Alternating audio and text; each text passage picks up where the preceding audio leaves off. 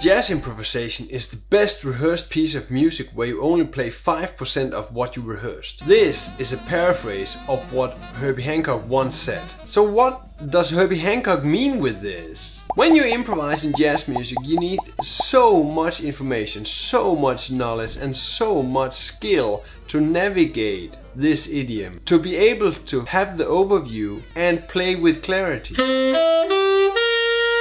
When you do play a concert, you only need 5% of the skills you learned, 5% of all the knowledge you have, because you don't want to play everything. The 5% is an insignificant amount of your knowledge.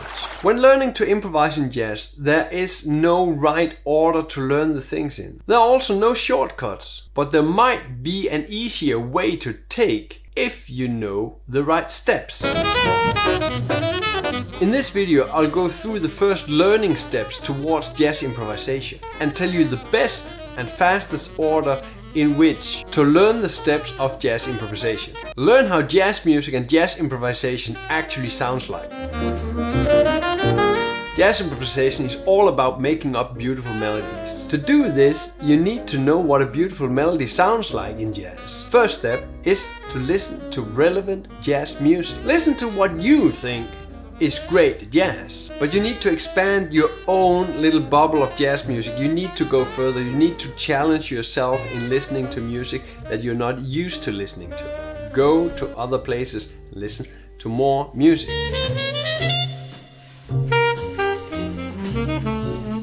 Make sure you listen outside your comfort zone. If you need music to listen to, if you need inspiration, go to Facebook forums, jazz music.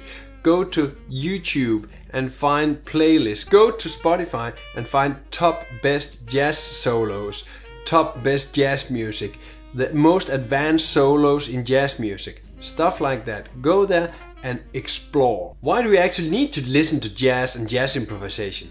Well, it's pretty obvious, isn't it? You want to learn this, so you need to know what this is about. You need to create this interest, this extreme interest for jazz improvisation in yourself. You need to be familiar with the jazz language. You need to be familiar with what artists are actually playing jazz music. You need to have knowledge in how the music is built up. You need to know what is expected of the skills you're actually building up when learning to improvise. And again, use YouTube, internet, Spotify. Build up lists of your own with your favorites, with other people's favorites, with your favorite solos, with your favorite musicians. Build a list with what's in your comfort zone, what's outside your comfort zone. What do I want to learn? A question to everybody. What would you recommend a beginning improviser to listen to? Put it in the comments below. In the description I put the links to the tunes you listen to in the background here. Number 2, learn the melodies. Start playing the melodies of the great heroes you are listening to. Play the melodies of the people you want to sound like. Here it's very, and I can only say very important not to make it too complicated. Try to play the tunes which sounds the most easy to you. There are some different ways.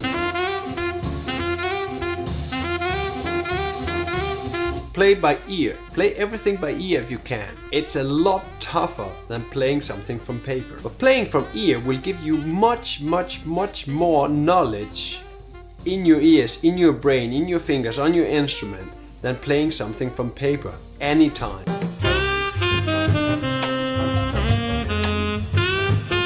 And what I said, you'll not only learn the tunes better, they'll be better in your system, but you'll also train your ears, which is a very important skill here. It comes later in the list. In an earlier video I would like to recommend to you, I made the list of the top 10 tunes you need to learn first when you're starting to jazz improvise. And of course, the link is in the description. The tunes you heard in the background, I have added those in the description below with links. Sound.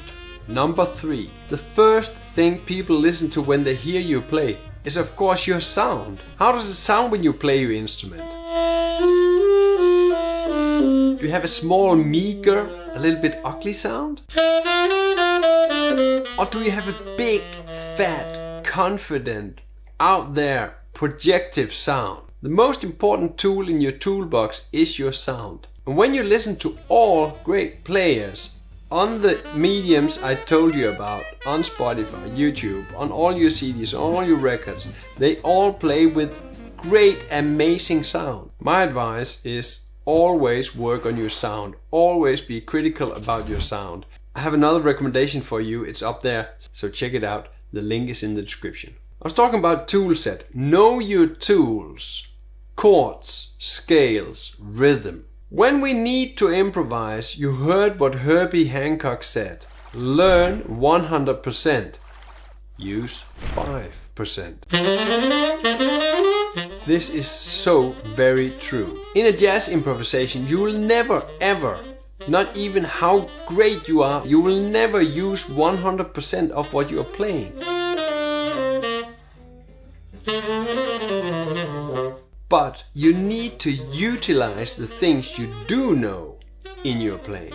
You need to be able to use the things you do know immediately. If it comes up, you need to be there, boom, and play those things. I have listed the tools in this order: chords, scales, rhythm. What I mean with this is I believe that you should add rhythm to everything. And of course you do, because rhythm is whenever you play a tone, there is rhythm in it. But chords add rhythm, scales add rhythm, rhythm add chords, rhythm add scales. So it's one thing. But I recommend you to learn your chords first. Therefore, we go with chords and rhythm. We already established that the melody was super important. But the chords are the supporting matter under the melody. And the chords make up the base of what we are playing over when we improvise. Knowing your chords is very, very fundamental to playing jazz. The melody, harmony and rhythm is how we play music. And since chords make up a great part of the harmony, it is very, very important that you learn your chords. There are, I believe, unlimited ways you can practice your chords. But the most important thing when playing or practicing your chords is putting them into a context. Where are you going to use these chords? Where did you get these chords from? Add them to a musical context so you can use that what you are practicing. Don't just practice random chords. Practice where you need them. Pick a tune and play the chords over that tune. When you do this, you train the tune, you practice the chord, and you practice the sound of this tune in one go. When you're practicing your chords in any way, you automatically add the rhythm. And also by now I have several videos explaining how to practice your chords. I really think you should check out this video on how to practice your chords.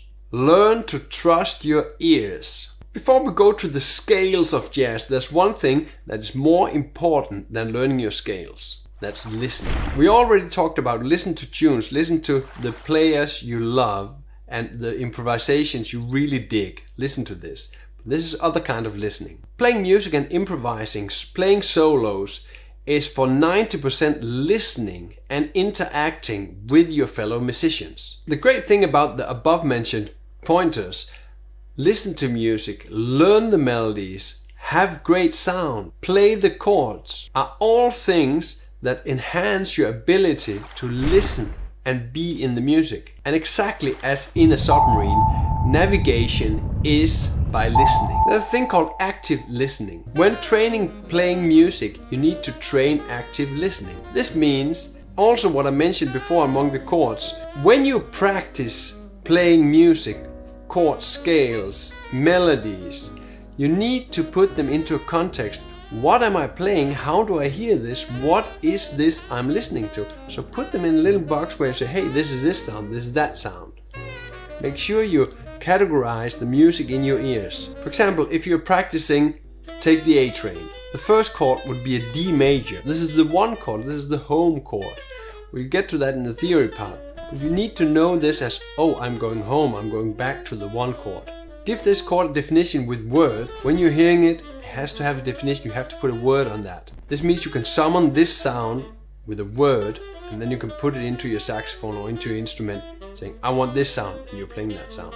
This leads us directly into music theory. This is basically putting words into all the components in music. This is adding a language which we can speak out without playing the music. You need to be able to define what you are playing with words. This makes it easier for other people to understand what you're talking about, when you can define the music in words. With music theory, you'll be able to draw lines between different keys, different forms of music, and compare these to each other. Compare different music styles, compare what you're playing, so you can either choose to play this again, or say, I don't want to play this again, if you know what it is. Further, music theory makes you able to practice more efficiently, because you can put it into boxes of, hey, I just practiced this, I give it a name, then you can take that box out again and you can actually practice this again. Scales and rhythm.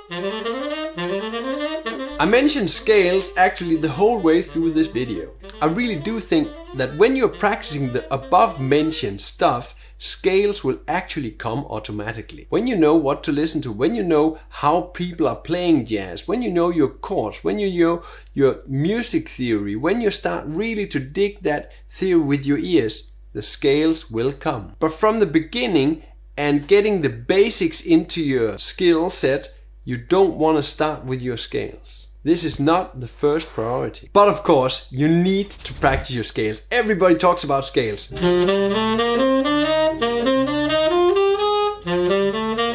Everybody talks about scales, so you need to practice these too. How you should practice your scales is exactly how you practice your chord.